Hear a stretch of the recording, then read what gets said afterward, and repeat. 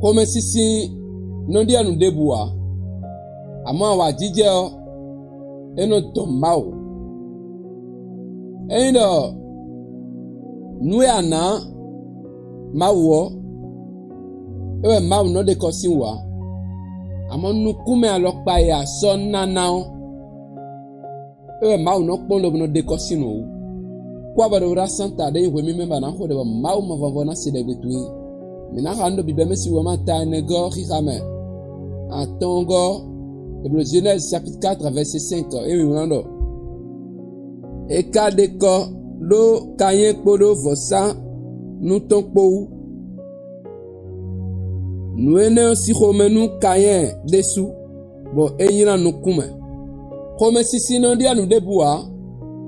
Awadija no dia nu do awadija ena don la gbe agbeto si gbe zame ti toka don de toka no dusi don do no solo no tunu da gbe agbeto si gbe zame ze gbe de kpla do mawu do tun de na dio u bla tuyo sozun awadija gboy asana yana no kuma de bu anu kuma to sona wolo ha do Jesus Christ in come ndebu sina wawe kakaba na yana nukume ha de Jesus Christ in come ma no de kosinu ni na meton wenwe isa goyi sien halobo zeblo na e wetanu enu yana nukume wenwe azoe anawawa mawao e yana yana nukume ne vivinwe do khome sisi gbata ton sindia ndebu ha esi don wajija mauton wa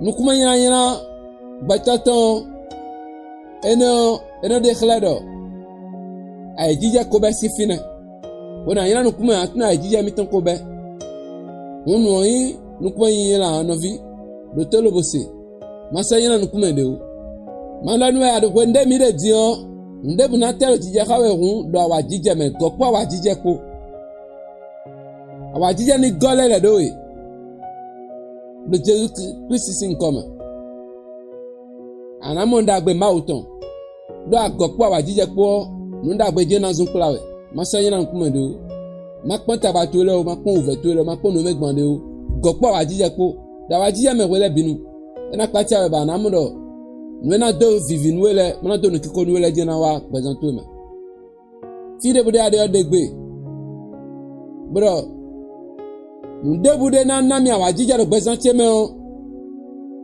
yeni huholo bo bia bezantie me besi dino jerusin koma ko de no bo ko kakaza niku anade kunton alinu de lenkoton una ami le commentaire me bo abonné bo de nous siano le bo partagera nos autres les partagera nos vituele nous eni senu gbolo otno nu debu ku nu kuma yin o anyana no kuma akojai gokpo awajije ko awajije kana kono gbedan to me amen.